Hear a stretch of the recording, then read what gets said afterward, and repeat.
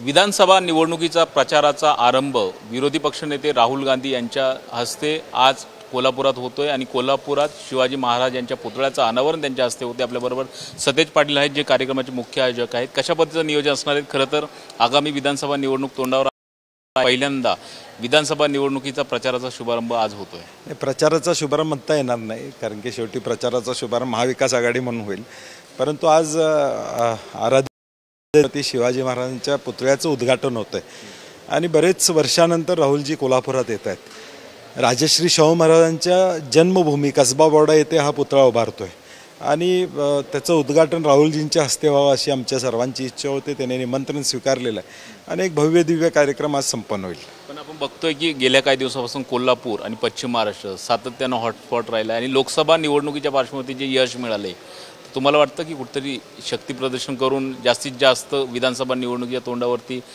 महाविकास आघाडीला जास्त याचा फायदा होऊ शकेल?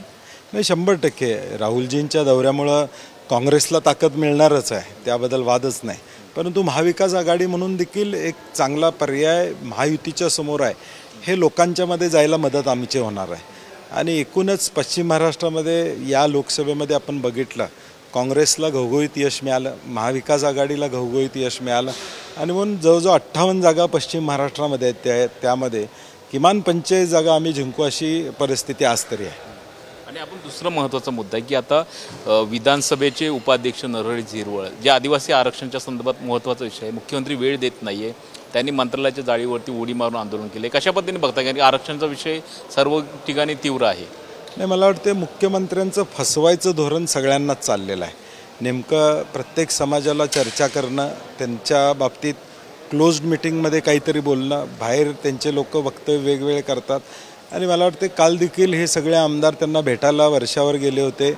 मुख्यमंत्र्यांची 5-6 तास थांबून भेट झाली नाही आणि मला वाटते निवडणुका तोंडासमोर ठेवून काही वक्तव्य करायचे असा प्रयत्न मुख्यमंत्र्यांचा साधारणपणे दिसतो आणि म्हणून प्रत्येक समाजाला आता लक्षात आले, मराठा समाजापासून सगळ्यांना, की आपली फसवणूक महायुतीच्या काळामध्ये होत्या हे वास्तव आता लोकांच्या समोर यायला लागलं आहे। आपण बघतो की शेवटचा प्रश्न, भाजपचे प्रदेशाध्यक्ष यापूर्वी चंद्रकांतदादा पाटील इथे होते, अमित शहांचा या ठिकाणी संबंध आहे, त्या तुलनेतून राहुल गांधीचा दौरा बघितला जातोय का?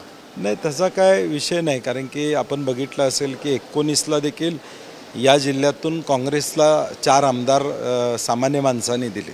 लोकसभेला देखील देशातलं वातावरण आपण बघितलं, कोल्हापूरमध्ये देखील अनेक घटना घडवायचा प्रयत्न अनेकांनी केला, परंतु शेवटी कोल्हापूर शांत असलं पाहिजे या भूमिकेतून शाहू महाराजांना खासदार करायचं काँग्रेसमधून अशी भूमिका सामान्य माणसांनी घेतली आणि आम्हाला यश मिळालं। त्यामुळं प्रत्येक पक्षाचं लक्ष असणार, परंतु जनता काँग्रेस आणि महाविकास आघाडीबरोबर आहे। धन्यवाद आमच्याशी बोलल्याबद्दल। म्हणजे जनता जी आहे ती काँग्रेसबरोबर आहे अशा पद्धतीचा दावा काँग्रेसचे नेते करताना दिसत आहे आणि राहुल गांधीच्या माध्यमातून कुठेतरी या ठिकाणी प्रचाराचा शुभारंभ व्हायचा प्रयत्न होणार आहे। कॅमेरामॅन नितीन खरातसह सुनील काळे, साम मराठी, कोल्हापूर। देश विदेशातील प्रत्येक घडामोडींचे लाईव्ह अपडेट मिळवण्यासाठी आता साम टीव्हीच्या सर्व सोशल मीडिया प्लॅटफॉर्मला लाईक, फॉलो आणि सबस्क्राईब करा। तसंच सर्व नोटिफिकेशनसाठी बेल आयकॉन प्रेस करायला विसरू नका।